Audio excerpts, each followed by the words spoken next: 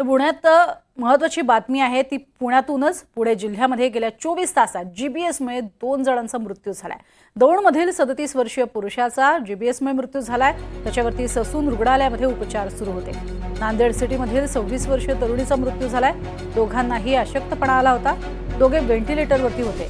GBS आटोक्यात आणण्यासाठी प्रयत्न सुरू होते।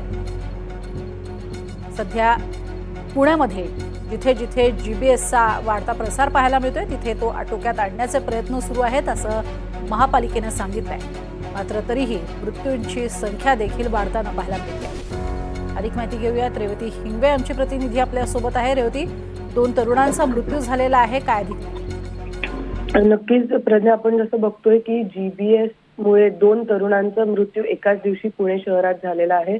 खरं तर ही अत्यंत चिंतेची बाब आहे आणि आपण जसं बघतोय की दिवसेंदिवस जीबीएस या रुग्णाची संख्या ही वाढतच चाललेली आहे। सद्यस्थितीला आता पुणे शहरात 211 हे रुग्ण जीबीएस वरती औषध उपचार घेत आहे विविध खासगी रुग्णालयात। तसंच जवळपास 100हून अधिक रुग्ण हे बरे होऊन घरी देखील परतलेले आहेत।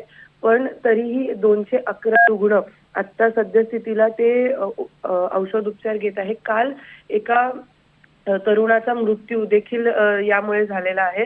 25 जानेवारी रोजी त्याला पुण्यातील एका खासगी रुग्णालयात दाखल करण्यात आलं होतं। काल संध्याकाळच्या सुमारास या तरुणाचा जीबीएस मुळे मृत्यू झालेला आहे आणि त्यामुळे आकडा हा 11 वरती पोहोचलेला आहे। जर आपण बघतोय प्रज्ञा की पुणे महानगरपालिका सातत्याने आवाहन करत आहे की पाणी उकळून पिलं पाहिजे, कारण जीबीएसच्या पसाराचं मुख्य कारण आहे दूषित पाणी आणि दूषित अन्न।